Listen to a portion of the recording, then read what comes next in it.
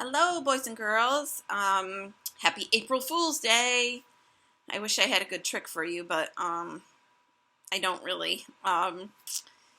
So I wore my fun shirt kind of as an April Fool's. So this is my Lion King shirt, my Hakuna Matata shirt.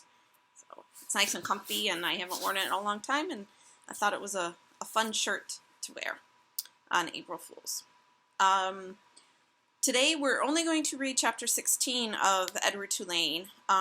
It's a pretty important chapter because the new character that we meet is actually a character that goes through most of the rest of the book. So he's going to be very important as we get towards the end of the book.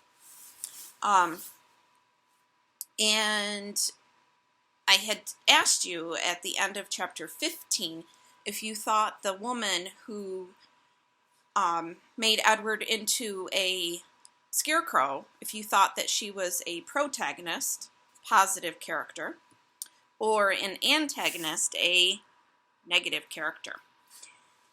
Remember what she did. She had found Edward. She renamed him Clyde. And she had pinned him up to a wooden pole in her garden, and she wanted to use him as a scarecrow to scare the birds away. And Edward was just repeatedly being pecked and cawed at by these crows, and the old woman had just left him hanging there for him to do his job of scare away the crows. So I don't know. I don't know your opinion if you think that's a positive character or a negative character. Is it positive that she gave him a job and didn't hurt him? Or is it negative that this job is actually hurting him because he's being pecked and cawed at the whole time and she's not really giving him any attention like Nellie did? Or like Bull and Lucy did. And, of course, Abilene gave him lots of attention. So we're going to meet the new character because at the end of 15, the woman had come back and she had brought a little boy with her. So we are going to meet that little boy in chapter 15. And let's think about, will that little boy be a protagonist or an antagonist? Could you make any connection to the little boy? Is there anything about him that you think you are like? Are you similar to him? Are you very different from him?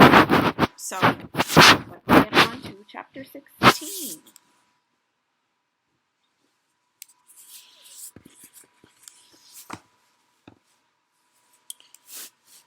Oh, and I got a picture first. There's a picture of the little boy. I don't know what you think of him when you actually look at that picture. Does he look like he would belong in Abilene's family? Does he look like a boy that would be able to go on a trip on a big ship all the way to London? Or does he look kind of rough? Maybe, I don't know, if you can kind of see the bottoms of his pants are kind of ripped and torn. His shirt kind of wrinkled. And he looks like he's holding some kind of tool you might use in a garden or the dirt. So, you ready? "Bryce," said the old woman, "get away from that rabbit. I ain't paying you to stand and stare." All right, so right away, first sentence, we know his name. His name is Bryce. And we know that the woman has brought him there because she is paying him. So the boy is not her son. It's not her grandson. It's not her nephew. It's a boy that is doing work for her, and she is paying him. What kind of little boy would do work for pay? Not quite sure any of you do work for pay. Do any of you have a job? Probably not. You might do chores around the house, but do you actually have a job? I don't know. Yes, ma'am, said Bryce. He wiped his nose with the back of his hand and continued to look up at Edward. The boy's eyes were brown with flecks of gold shining in them. Hey, he whispered to Edward. A crow settled on Edward's head, and the boy flapped his arms and shouted, Go on, get! And the bird spread his wings and flew away. Bryce! Shouted the old woman. So Bryce is trying to talk to Edward, and he even shooed away one of those crows that landed on Edward's head. So I'm thinking maybe that's a nice thing to do. He doesn't want the crows on Edward. Ma'am, said Bryce, get away from that rabbit. Do your work. I ain't gonna say it again. Yes'm, said Bryce. He wiped his hand across his nose. I'll be back to get you, he said to Edward. The rabbit spent the day hanging by his ears, baking in the hot sun, watching the old woman and Bryce weed and hoe the garden. Whenever the woman wasn't looking, Bryce raised his hand and waved.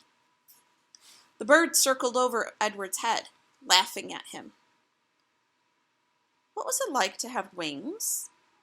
Edward wondered. If he had had wings when he was tossed overboard, he would not have sunk to the bottom of the sea. Instead, he would have flown in the opposite direction, up into the deep, bright blue sky. And when Lolly took him to the dump, he would have flown out of the garbage and followed her and landed on her head, holding on with his sharp claws. And on the train, when the man kicked him, Edward would not have fallen to the ground. Instead, he would have risen up and sat on top of the train and laughed at the man. Caw, caw, caw! So that paragraph there shows us that Edward is able to put together all of the antagonists in the story, all of the people who have hurt him. So he started with the boys on the ship, then Lolly, then the man on the train. In the late afternoon, Bryce and the old lady left the field. Bryce winked at Edward as he walked past him. Like that. Think about, when do you wink at someone? Kind of when you have a little secret for them.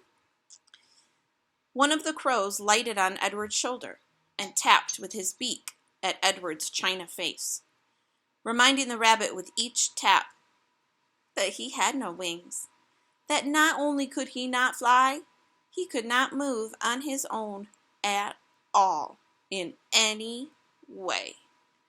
So these birds are making fun of Edward. Dusk descended over the field, and then came true dark. A whippoorwill sang out over and over again.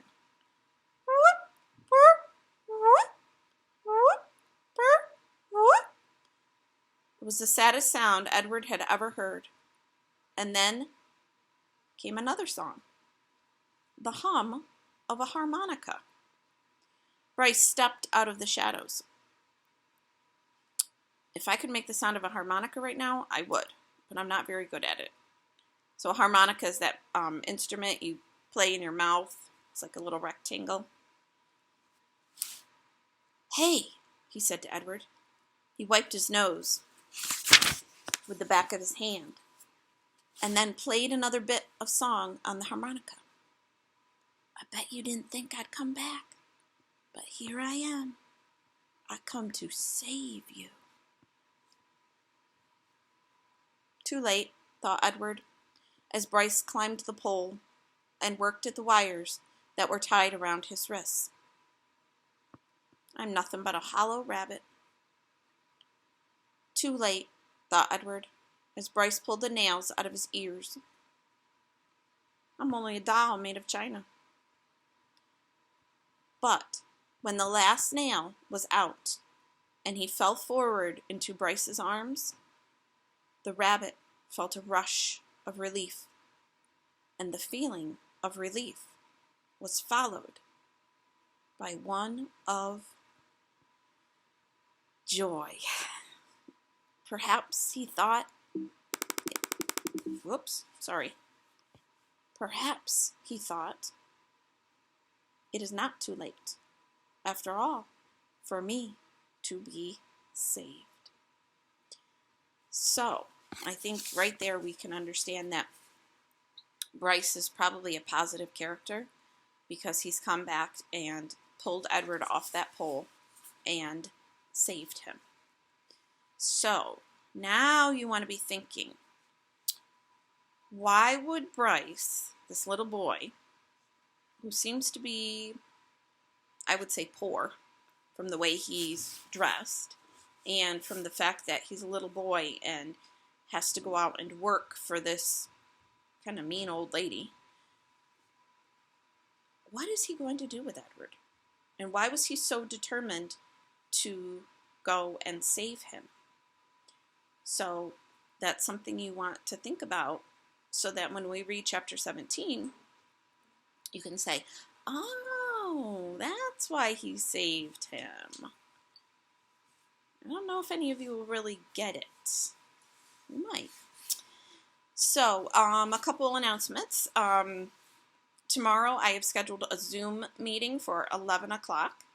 So I sent your parents on Remind and on our Facebook page the ID number for our Zoom meeting.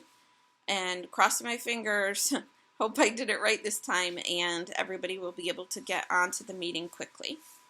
I also sent your parents a list of sort of rules that we need to follow during our Zoom meetings. Some of the other teachers have been doing Zoom meetings, and they have sent their students and parents kind of rules and things to follow when they meet. So the first thing is that when we sit down and meet, I should be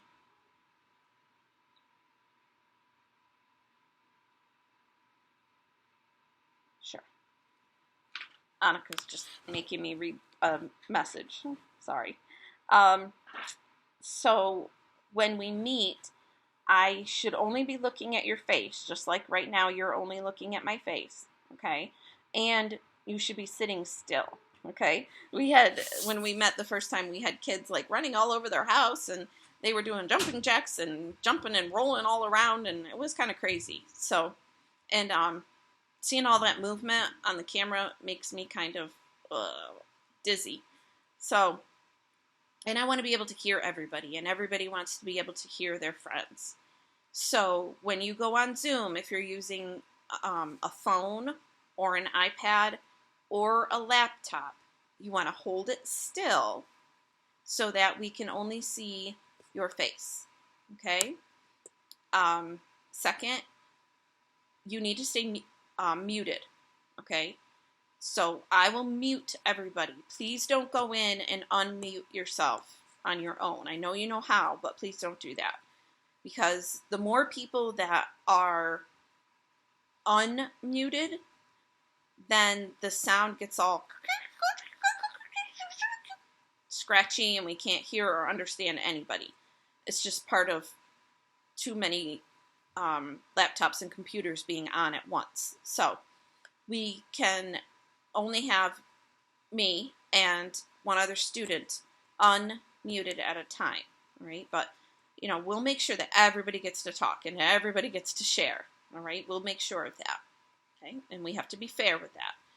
So the other thing is I want you to come to the meeting with your marker board and marker. We're going to do a little math, and then I want to talk about our Edward book for those of you who've been watching the videos, and we want to talk about what you think about Edward. And then we're going to do like a fun little question, like a morning meeting, okay? But it will just be so good to see all of you. I hope that we have more than 15 of you at the meeting, and I will see you tomorrow at 11 o'clock. Be there or be square. Ha ha ha. Bye.